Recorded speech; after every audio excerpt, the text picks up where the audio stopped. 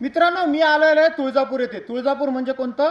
बुलढाणा जिल्ह्यातील राजे लखुराजराव जाधव सिंदखेडचे जे आहेत त्यांचं जहागिरीचं गाव म्हणजे देऊळगाव राजा. आणि देऊळगाव राजा संस्थांच्या या जहागिरीमधलं असलेलं हे तुळजापूर गाव. गिरोली गावापासून काहीशा 7-8 किलोमीटर अंतर असलेलं हे तुळजापूर गाव आहे. आणि या तुळजापूर गावामध्ये आहे देवीची जुनी मूर्ती, जुनं देवस्थान. मित्रांनो, प्रशस्त असा वाडा आहे. या वाड्यामध्ये देवीची मूळ मूर्ती आहे. हेमाडपंथी मंदिर होतं जुनं आणि देवीचा आडसुद्धा आहे. मूळ मंदिराच्या खाली गर्भगृह होता आणि तिथं असं कोणी म्हणतं लादणी होती, कोणी म्हणतं ध्यानस्थ बसण्याची खोली होती. मुख्य प्रवेशद्वारातून आपण प्रवेश केल्यानंतर उजव्या हाताला दिसते आपली ती दीपमाळ, आणि दीपमाळ्याजवळ आहे आडाच्या समोर आहे मुख्य गर्भगृह. तिथं आहे देवी बसलेली आणि गर्भगृहाच्या डाव्या बाजूला आहे लादणी. असं हे लखुजीराव जाधव यांच्या जहागिरीतलं हे तुळजापूरमधलं हे गाव आहे. असं म्हणतात की आजही जुने जाणकार असे सांगतात की लखुजीराव जाधव यांच्या घराण्याला या देवीचा मान होता. मित्रांनो, हे बघत आहात आपण प्रथरदर्शनी, जिथं मंदिराच्या मुख्य गाभाऱ्याकडे आपण जातो. तर ह्या मंदिराकडे जाण्यासाठी अशा प्रशस्त पायऱ्या आहे जुन्या. आणि हा जुना दरवाजा मंदिराचा मुख्य प्रवेशद्वार. मित्रांनो, साधारण 10 ते 12 फुटाची संरक्षक भिंत अशी या मंदिराला होती.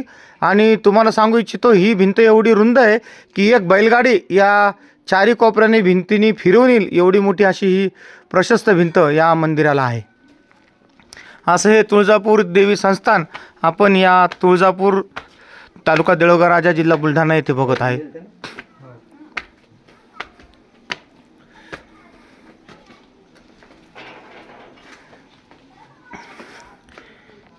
हे जे बघत आहात हे अतिशय प्रशस्त असं हा देवीचा परिसर आहे.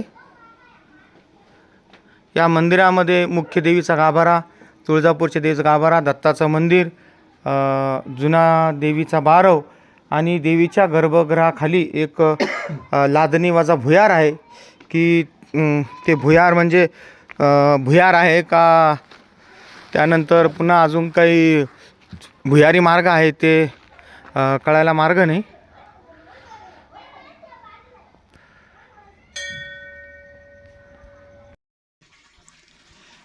माझं नाव बाबूराव शहाजी खरात, राहणार तुळजापूर, तालुका देऊळगाव राजा, जिल्हा बुलढाणा. आता या मंदिराची माहिती विचारून राहिले, हे काही आम्हाला आठवत नाही कोण्या सालात बांधलेले काय आहे. फक्त एवढे आमचे आजोबा वडील सांगायचे की बा लखोजी जाधवाच्या काळातलं मंदिर होईल. हे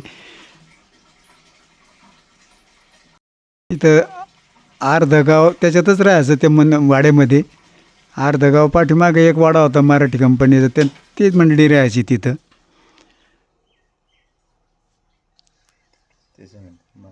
त्याच्यानंतर काय सांगू, हां, मग काही दिवस ते वाड्यामध्ये कोणी राहिलं नाही. नंतर तो वाडा पडीतच पडला. मग त्याच्यानंतर देवगाव कुसळीचे 1972मध्ये हरिश्चंद्र हिरामन राजपूत नावाची व्यक्ती, त्यांच्या स्वप्नात देवी गेली. तिथून ते इथं आले आणि मग इथं ते जवळपास किती वर्षे राहिले, ते 40 वर्षे राहिले इथं. त्याच्यानंतर ते त्यांची मुलगी देल होती आणव्याला, तिथं लेकीच्या घरी गेले, बिमार पडले, तिथंच वारली नंतर ते. मग त्याच्यानंतर आता इथं आमच्या गावातलाच एक मुलगा करतो सेवा तिथं, ते देवीला नऊ घालणं वगैरे.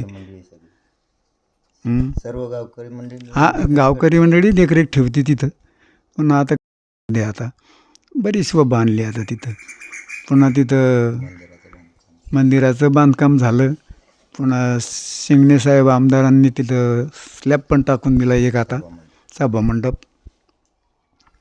मंदिरामध्ये काय काय, वाड्यामध्ये काय काय, आड, बारव, गुहा, भुयार, मंदिर, अजून काय काय? मंदिराच्या वाट्याच्या खाली लादणी म्हणून एक भुयार होतं. तर ते काही पडझड झाली त्याची. पण आता एक आड पण आहे जुनं तिथं, तोही बांधलेली, त्याची काही पडझड झालेली नाही. झाली होती वरून थोडीफार, तर ती सुधरून घेतलं पुन्हा आम्ही. आणि जुनं मंदिर आहे ते हेमाडपंथी, त्याला काही पाडलं नाही. त्याच्यावरच आता दुसरं मंदिर उभारले वर आता. मंदिराला काही इनामी जमीन?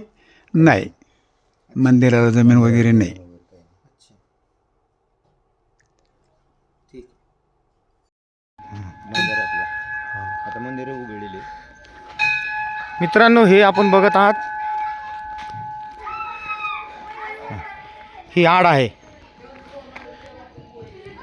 ही मंदिरातली आड आहे.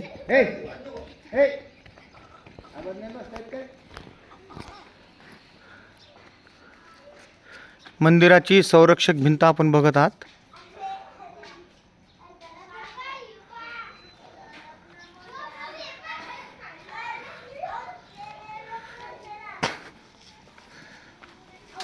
हे दत्ताचं मंदिर, हे नंतर बांधले. हे देवीचं मंदिर. हा देवीच्या मंदिराकडे येण्याचा हा उजव्या हाताचा छोटासा दरवाजा. हे जे बांधकाम आहे मित्रांनो, असं म्हणतात की हे जुनं राजे लखुजीराव जाधव यांच्या काळातील आहे आणि त्या राजाच्या कुळातला राजाच्या घराण्याचा इथं मान होता, असं काही जाणकार व्यक्ती इथं सांगतात. जुनं असं हेमाडपंथी हे मंदिर आहे. आपण इथं देवी बघू शकता.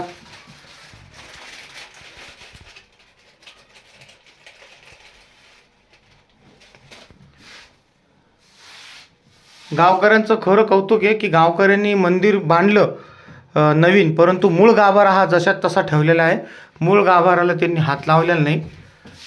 हेमाडपंथी असं हे मंदिर आहे. अतिशय जुनं असं मंदिर आहे हे.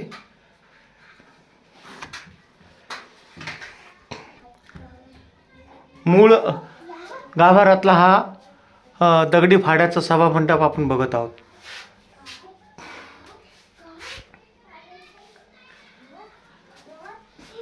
आजही 2026 मध्ये साधारण 300-400 वर्ष जुनं नंतरही अतिशय समृद्ध मजबूतपणे हा इथं उभा आहे.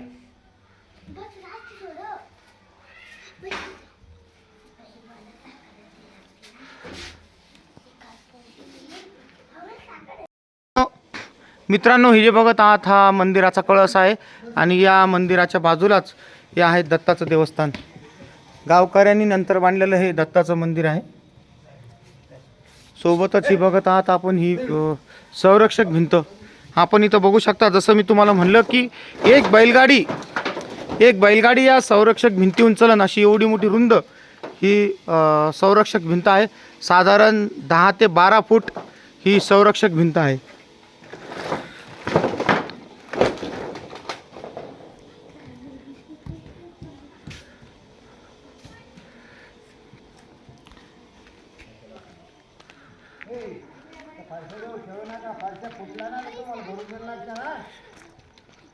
सभामंडपाचं काम इथं करण्यात आलेलं आहे आणि आपण ही जे बघत आहात या मंदिराच्या मुख्य गाभाऱ्याच्या खाली ही लादणी वजा गुफा आहे.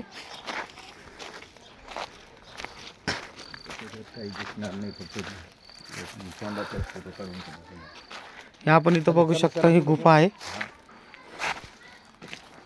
कुणी असं गावकरी काका सांगतात की रजाकारीच्या टायमाला जेव्हा रोहिले किंवा रजाकार अत्याचार करायचे त्यावेळेस गावातली मंडळी या लादणीमध्ये लपून बसायची, किंवा कोणी म्हणतं की साधू संत महंत इथं ध्यान साधना करत असत. असं वेगवेगळे आख्यायिका असं आहे, कारण की लिखित स्वरूपात कोणता इतिहास नसल्यामुळं आपल्याला नक्की काही सांगता येत नाही. आजही दगडाचा उंबरा इथं आपल्याला चांगल्या स्थितीमध्ये बघायला मिळतो. मंदिराच्या मुख्य गर्भगृहाखाली असलेलं ही भुयार आणि आपण ही बघू शकता. मंदिराच्या तटबंदीची ही अशी प्रशस्त भिंत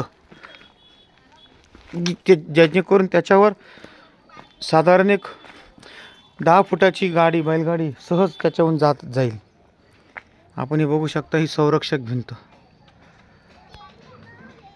मित्रांनो, व्हिडिओ कधी आवडला तर नक्की लाईक करा, सबस्क्राईब करा आणि हा व्हिडिओ इतरांनाही पाठवा की जेणेकरून आपला हा ऐतिहासिक वारसा एका पिढीकडून दुसऱ्या पिढीकडे जाईल आणि आपल्या गावची एक ओळख निर्माण होईल.